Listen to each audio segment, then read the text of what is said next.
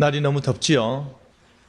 이 무더운 여름 날씨 가운데 하나님께 예배하고자 더위를 뚫고 오신 여러분을 진심으로 환영하고 감사의 마음을 드립니다. 우리 지난 시간에 팔복을 중심으로 하나님 나라의 백성이 받게 되는 그 복, 그 하나님 나라를 추구하는 그 사람들이 받게 되는 그 상급에 대해서 살펴보았다면, 이제 그 복받은 천국 백성이 이 땅 위에서 어떻게 살아야 할 것인지, 이 땅 위에서 어떻게 그 참된 믿음을 실천할 것인지에 대해 말씀을 듣고자 합니다. 특별히 오늘 본문을 통해서 세 사람의 등장인물이 한 식사 자리에 나오는 것을 우리가 보게 되는데요. 같은 장소, 같은 사람, 하지만 다른 생각과 깨달음이 선명하게 드러나는 가운데 예수님께서는 무엇을 우리에게 말씀하고 계신지 너는 내게 라는 제목으로 말씀이 주는 교훈을 함께 나누겠습니다. 첫째로, 이 식사는 이상한 자리입니다. 여러분, 한 바리새인이 예수님을 자신의 집으로 초대하여 식사를 대접하는데요. 이것 자체가 참으로 이례적인 모습이라 할 수 있습니다. 왜 그런 줄 아십니까? 왜냐하면 바리새인은 끊임없이 예수님의 반대편에 서서 그 자리에서 예수님을 적대시하며 예수님을 구속으로 몰고자 했던 자들이기 때문입니다.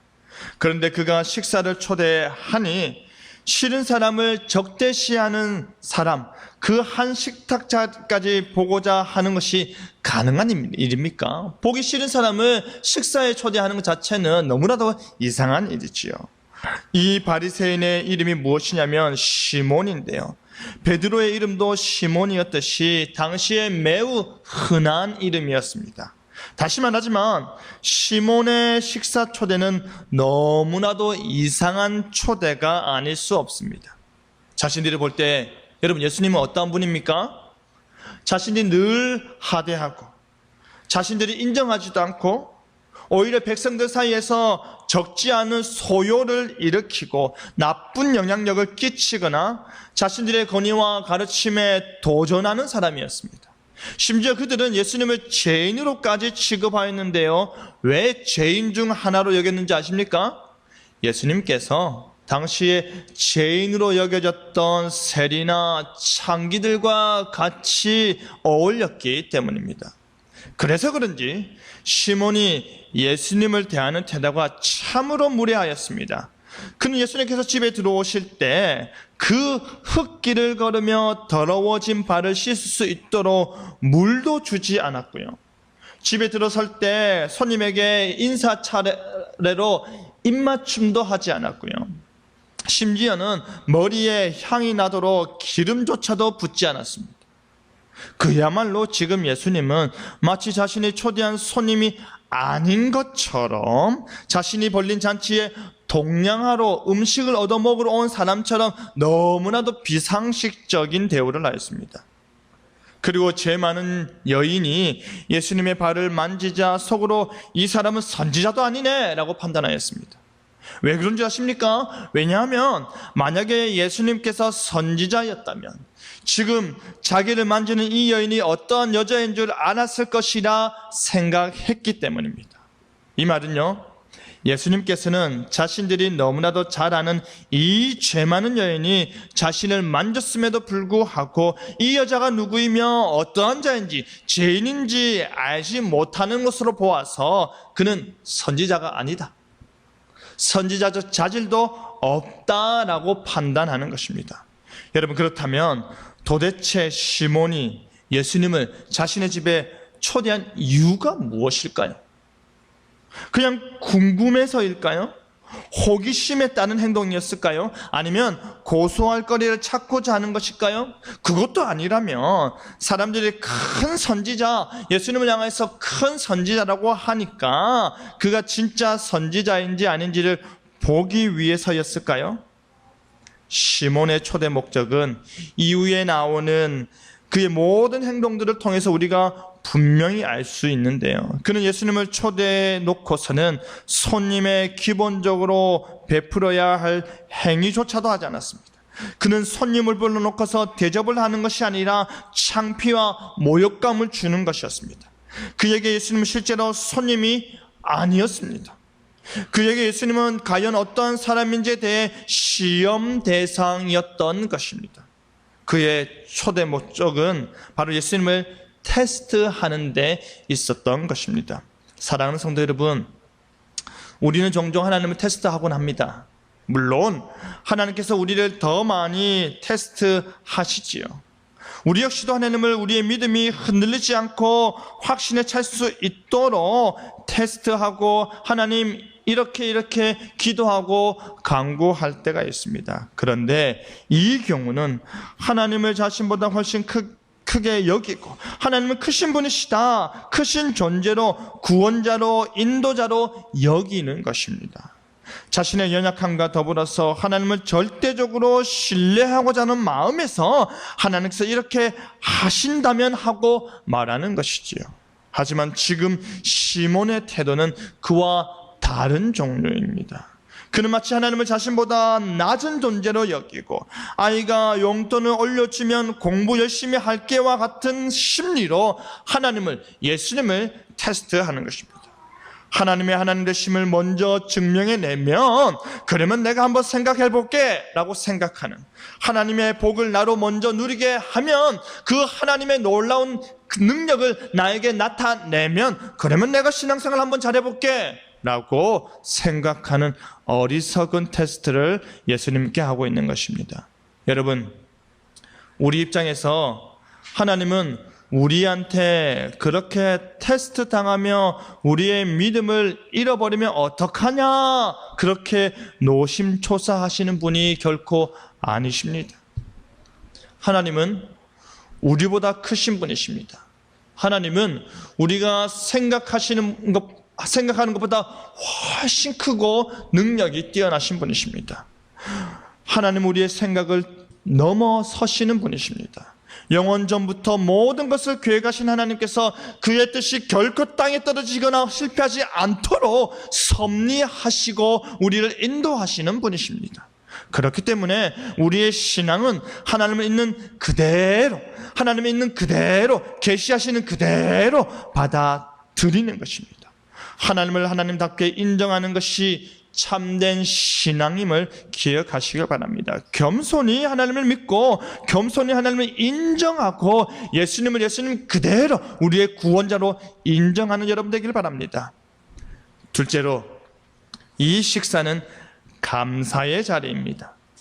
시몬이 예수님을 자신의 집으로 초대했을 때 그 동네에 죄를 지은 한 여자가 예수님께서 시몬의 집에 앉아 계심을 알게 되었습니다. 그러자 그 여인이 향유를 담은 옥합을 가지고 예수님께 나왔습니다. 그런데 이 여인이 왜 죄인인지, 얼마나 큰 죄를 범하였는지 우리는 알 수가 없습니다. 하지만 그녀는 그 지역에서 누가 봐도 죄인이었는데 그 죄인으로 소문난 그 여인이 무엇을 가지고 왔습니까? 귀하고 귀한 향유 담은 옥합을 가지고 왔습니다. 우리가 너무나도 잘 알듯이 옥합이라는 둥근 병에 든 향유는요 매우 값비싼 기름이었습니다. 향유는요 너무 귀한 물품이었기 때문에 그 향을 보존하기 위해서 완전 봉합을 하였는데요, 그것을 사용하려면 그 기다란 그 병의 목을 깨뜨려서, 그리고 나서 깨뜨린 그 병 가운데 향유를 사용하는 것입니다. 지금 이 여인이 무슨 용도로 그 기름을 소유하고 있었는지 우리는 잘 알지 못하지만 우리가 여기서 반드시 기억해야 하는 것은요, 그녀는 시몬의 초대를 받지 않았다라는 사실입니다. 그녀는 시몬이 예수님을 초대할 때에 그 자리에 있지 않았습니다. 그리고 그녀에게 어느 누구도 향유옥합을 깨뜨려서 예수님께 바치라고 요구하지도 않았습니다. 심지어는 그보다 낮은 감람유조차 달라고 바치라고 요청도 하지 않았습니다. 그렇다면 어떻게 이 여인은 예수님께 나아올 수 있었을까요? 여러분, 당시 문화를 보면요, 누군가가 잔치를 벌리면 주변 사람들이, 가난한 사람들이 부담 없이 그 집에 들어가서 음식을 먹기도 하였는데요, 보통 잔치집의 문은 활짝 열려 있었기 때문입니다. 그런데 지금 잔치를 배설한 사람은요, 다름 아닌 엄격한 바리새인이었습니다.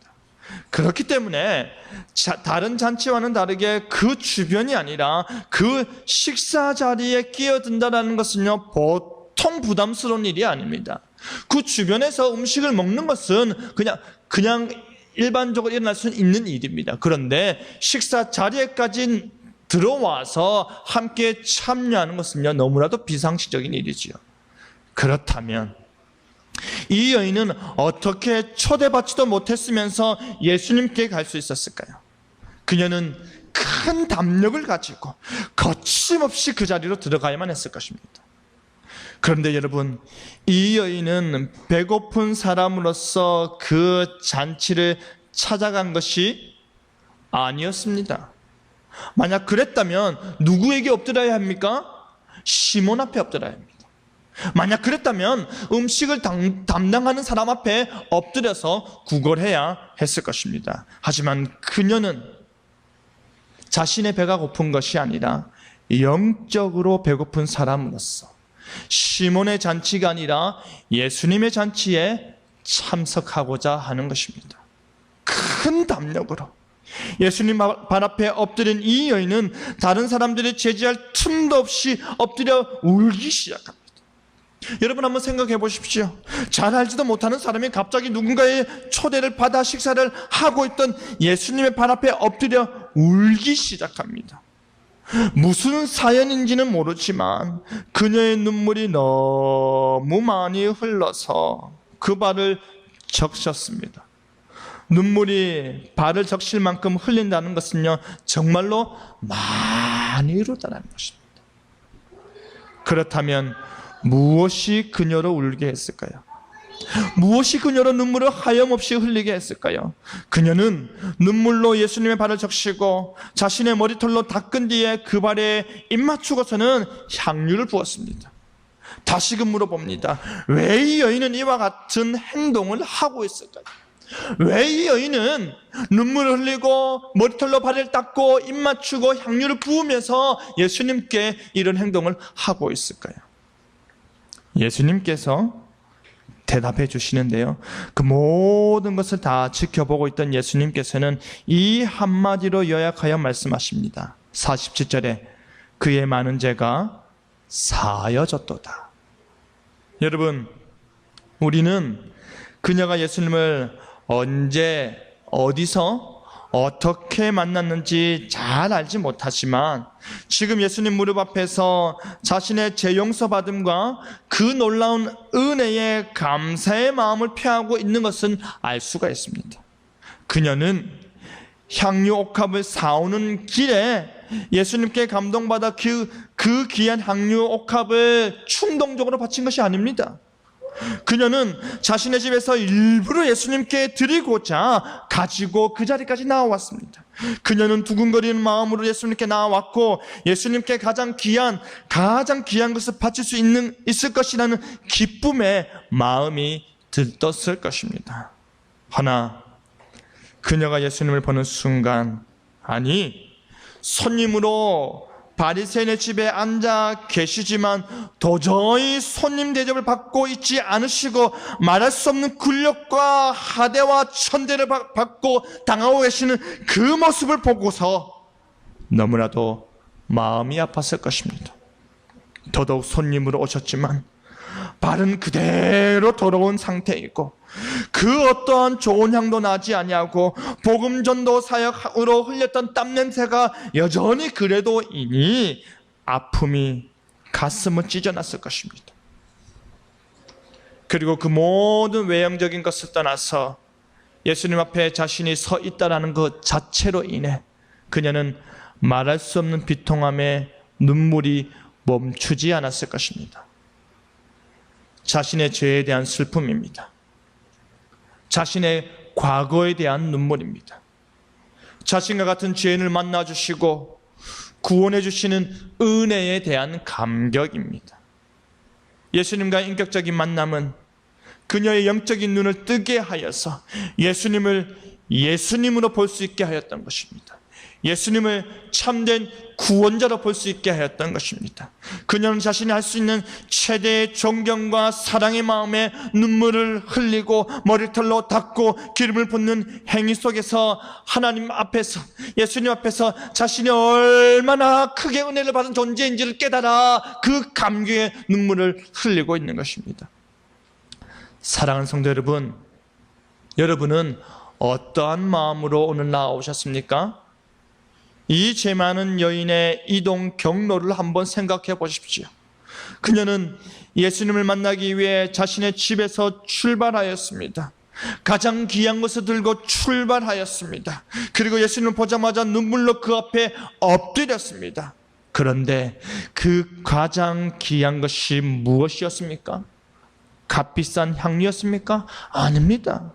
그녀의 마음이었습니다. 예수님께서는 그녀의 눈물과 그녀의 향유가 아닌 그녀의 마음을 칭찬하시는 것입니다. 그녀의 마음을 높이 사셨던 것입니다. 여러분은 오늘 집을 나서시면서 어떠한 마음으로 오셨습니까? 하나님 말씀을 듣고자 하는 그 간절한 마음, 뭉클거리는 가슴을 부여잡고 하나님을 만나고자 하는 그 두근거리는 마음으로 나오셨습니까?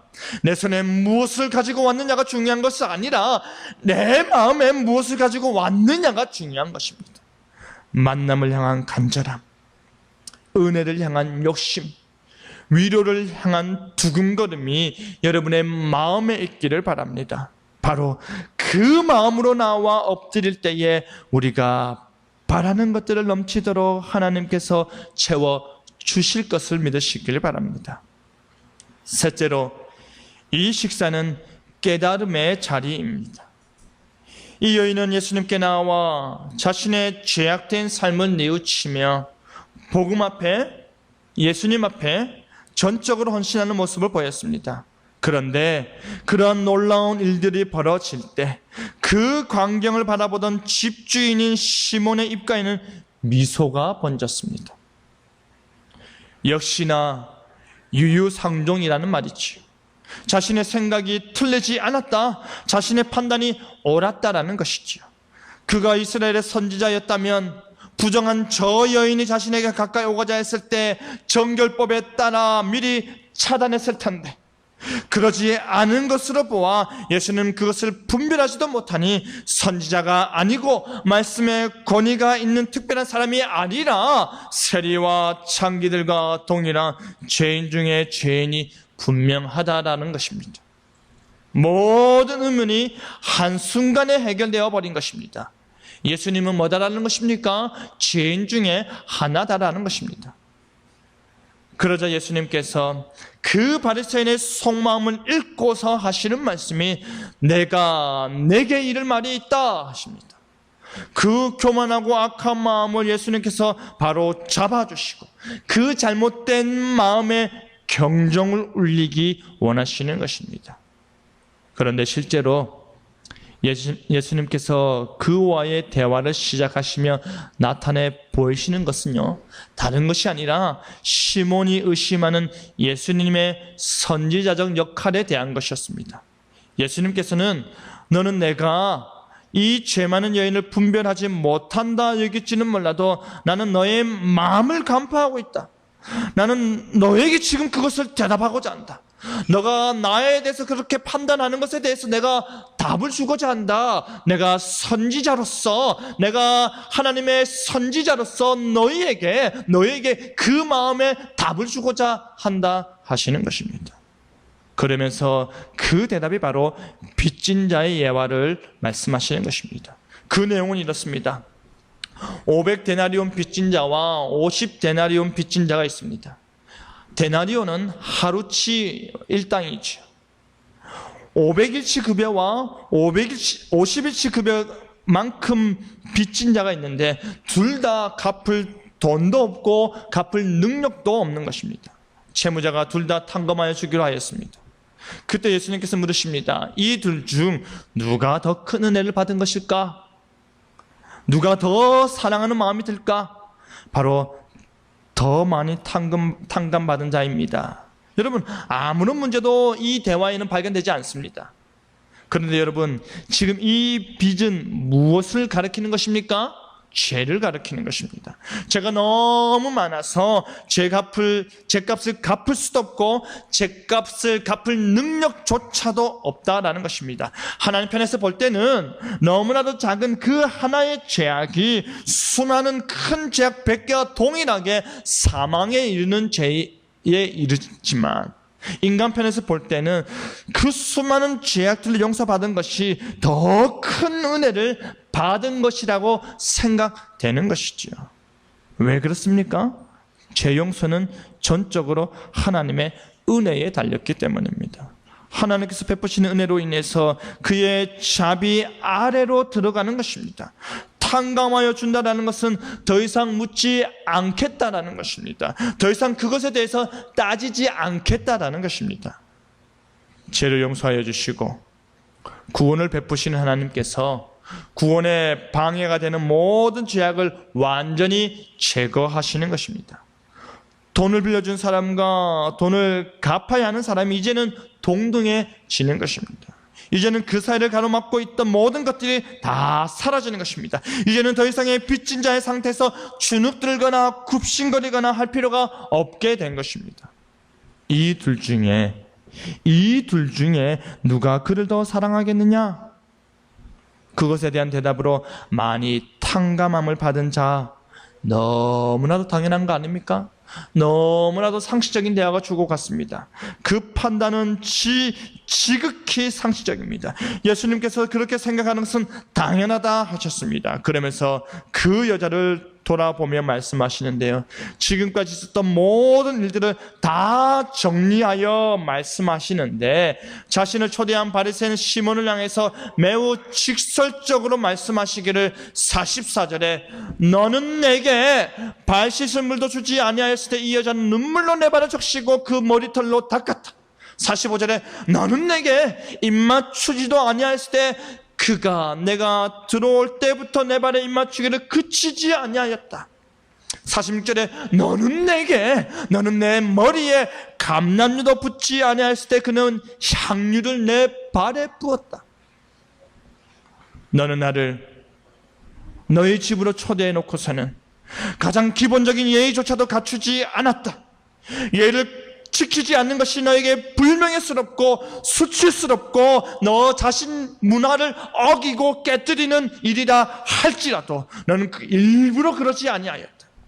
이 여인은 자신의 모든 것을 다 바쳐서 나를 영접하고 나를 향한 헌신된 마음을 표출하였는데 정작 초대한 너는 아무것도 하지 않았다라는 것입니다.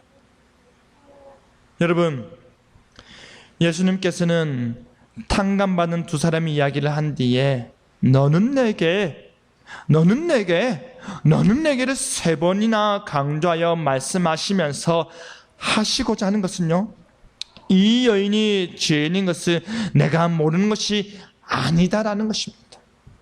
이 여인은 죄인이다. 하지만 동시에 그의 많은 죄가 사하여지는 큰 은혜를 받은 자다라는 말입니다.